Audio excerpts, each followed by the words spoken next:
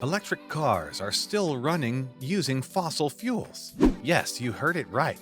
Elon Musk might have convinced us that electric cars are green, but that is far away from the truth. No, it has nothing to do with the technology that powers electric vehicles, but something unusual.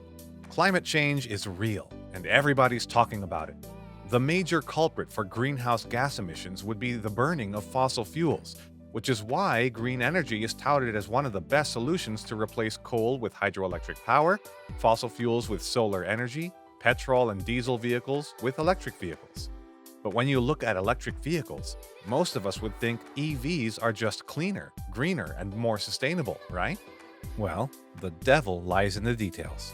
When we talk about electric cars, the first thing that would come to your mind would be Tesla. The company's goal is to accelerate the world's transition to sustainable energy. We know that Elon Musk is extremely ambitious about renewable sources of energy to power our vehicles instead of the traditional fossil fuels. Just in 2021 alone, about 6.6 million electric cars were sold. This means that global electric car sales have shown strong growth throughout 2021, and things are just getting better in 2022. With the rise in fuel prices, almost everybody is now considering switching to electric vehicles, and for most people, it makes a lot of sense because even governments are promoting these vehicles as an alternative to the gas guzzlers that we have on the road today. The problem with EVs starts with the most important component of an electric vehicle, which is the battery. Now, for those of you who don't know, batteries play a very important role for the success of electric vehicles. One of the primary reasons that electric vehicles have started to become more popular is because of all the costs involved in batteries that have come down over the years.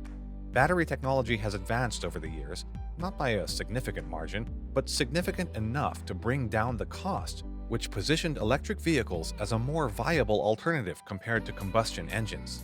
Batteries alone still make up about 25 to 40% of the total cost of an electric vehicle. Battery production uses a lot of energy in every step of its manufacturing process, all the way from extraction of the raw materials to the battery in its final form. During the manufacturing processes, the bigger the electric car and its range, the more battery cells are required to power it, which means more carbon will be produced. Auto manufacturers currently use lithium nickel cobalt aluminum oxide or lithium iron phosphate batteries, which are extremely energy intensive. Today's lithium ion batteries are made using a sludgy casting process, where the active materials are mixed in a vat slurring and coated onto thin foils of aluminum or copper, and then dried and compressed. This process is highly effective and efficient for mass production, but it is developed empirically through trial and error methods which can cost a lot of money to manufacture. The mining and processing of metals like lithium, copper, manganese, and nickel requires so much energy that it can release toxic compounds. We know that electric cars use a lot of batteries, and these are not just any batteries, but batteries with high energy density. These batteries are made of lithium and cobalt, which are rare metals. Lithium is extremely important for the production of batteries, because lithium is the reason why these batteries exist in the first place. Lithium-ion batteries are used to power electric vehicles, as well as energy storage for grid-scale electricity. These batteries are also the ones that you find in your smartphones and laptops, or just about any other device that you own. Cobalt is responsible for keeping the battery stable, and it also allows for safe operation of these battery cells. Let's say that if everybody owns an electric vehicle, this means an enormous amount of mining. Refining and polluting activities surrounding mining of raw materials will cause a lot of problems to the environment. Electric vehicle batteries are not your average battery. These batteries have higher energy density than most batteries out there, with a low self-discharge rate, which is extremely important for recharging. These batteries also do not require regular maintenance, which means they have a long lifespan. But the problem lies in how these batteries are made. About 75% of the world's lithium is found beneath the salt flats of Chile, Argentina, and Bolivia, which is collectively known as the Lithium Triangle. The Lithium Triangle lies in one of the driest places on the planet, and mining lithium requires a lot of water. These miners will have to drill holes in these salt flats, pump them full of brine, and leave the water to evaporate for months. Only then lithium carbonate can be extracted. In Chile's Salar de Atacama salt flat, lithium mining consumes 65% of the region's water. This led to severe water shortages, and local farmers were struggling to grow crops and rear livestock. There are high chances of toxic chemicals getting into the water supply. In eastern Tibet, toxic chemicals from lithium mines have gotten into the Lichu River on multiple occasions, which killed the aquatic life and farm animals, and it also poisoned the surrounding soil. Like any mining process, mining lithium is also invasive. It scars the landscape.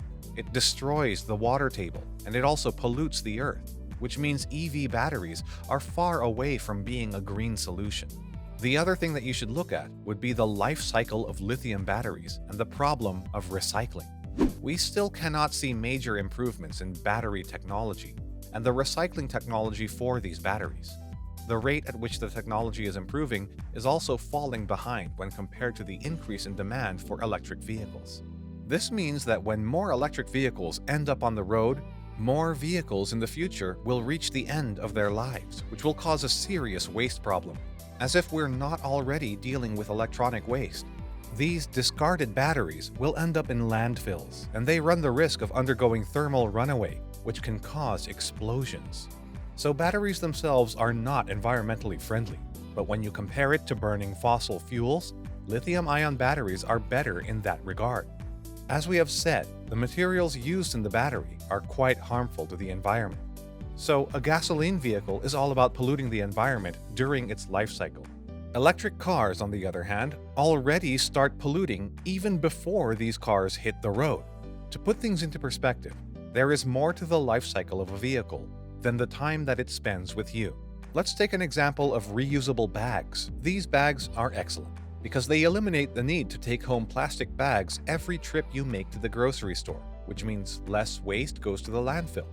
But the full life cycle of these bags, from when they are produced to finally ending up in trash, requires more resources than you might think.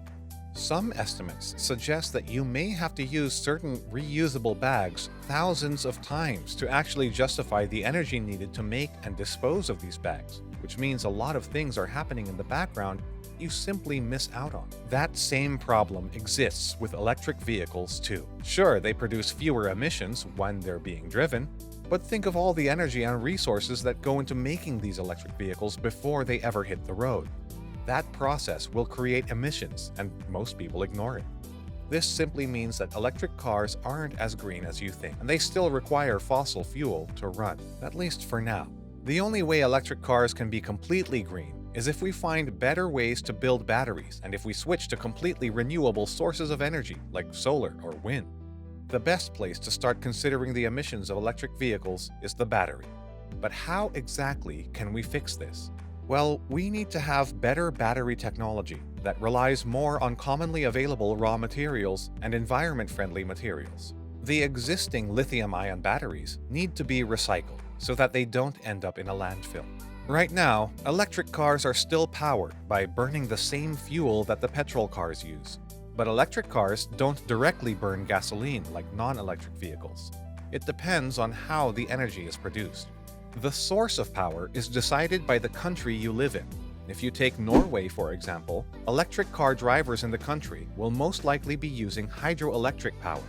When you look at France, most of the energy comes from nuclear power plants. And for those in Germany and the UK, a mix of fossil fuels and renewable sources of energy are used. The United States' electricity sources vary regionally. California, for example, uses a lot of renewable energy sources, while the areas in the Northeast use fossil fuels, including coal. So when you consider the fact that electric cars will be using energy that was produced using fossil fuels, the argument that electric cars are green will be void. In the end, electric cars are here to stay because this is the best option that we have right now. The other options like hydrogen-powered vehicles still require a lot of development, and they may not be as safe and sound as electric vehicles that we have today. It is true that we need to phase out fossil fuels as soon as possible, and moving forward, electric cars will be an integral part for a greener future. But this also means that if we don't switch to renewable sources of energy to power our electric vehicles, We would be delusional to believe that electric cars are sustainable when the energy that is required to power these electric vehicles comes from fossil fuels. Electrifying our transportation systems is always a top priority to move to a low-carbon future, which is why governments are now very serious about helping with the transition to an electric future by providing tax reductions and incentives.